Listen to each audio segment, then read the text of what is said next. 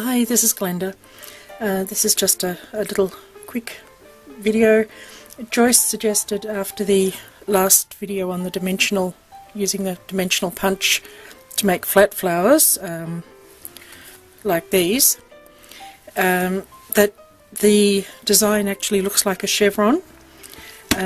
So I've had a go at and made a little chevron-ish style thing, and all I did was take the small version of the petals, alternate the colours and lay them on top of each other, which you do need the alternate colours to make it show.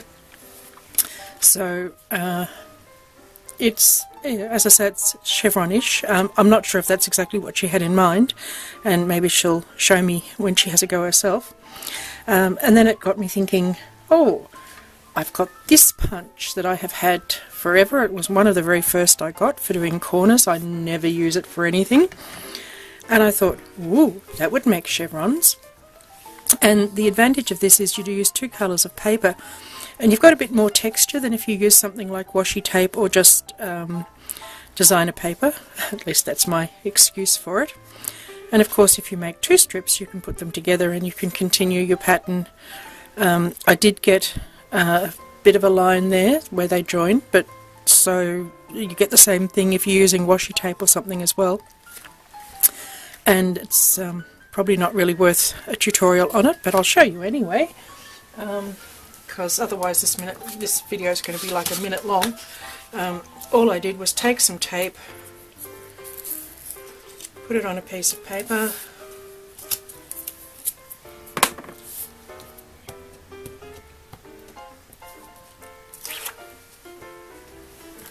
and then I've already punched out two colours of the corners, stick them together,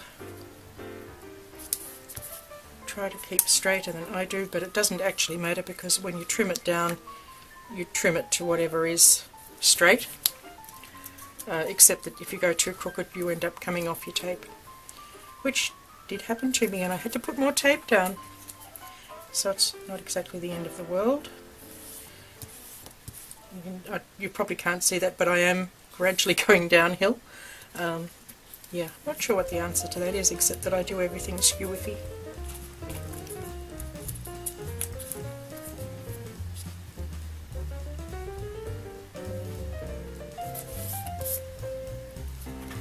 That's just about long enough for a card, I think. At least one more.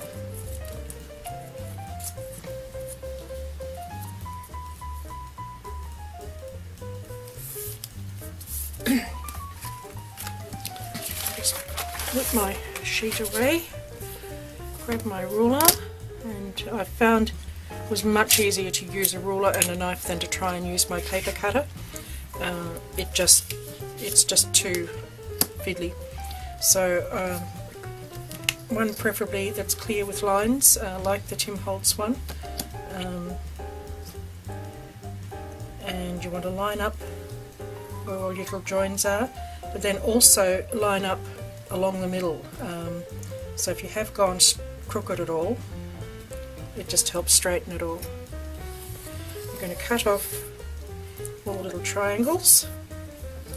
I mean, this also, without cutting it, I think has a potential to be an interesting border down the middle. And I was going to try that before I started filming and completely forgot. But yeah, I mean, it's then not chevrons, but it's an interesting shape. So lining that one up as well.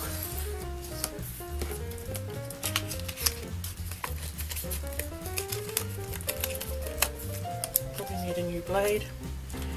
Always seem to need something. And there you have your chevron pattern. As I say, if you do two of them, you end up with, oh, I haven't cut that quite straight, have I? Anyway, pretend that I did. Yeah, if you do two or more, you can continue your pattern down. So, since chevrons are really hot at the moment, I haven't managed to get a stamp or anything. I did get some washi tape, but here's something I've already got, doesn't cost me anything to use, and if you happen to have one of these corner punches or anything similar where you can get a triangle like that. Is that a triangle? No, that would be one of those things I learnt about in maths at school, a right angle. Then you can make your own chevrons. Thanks for watching.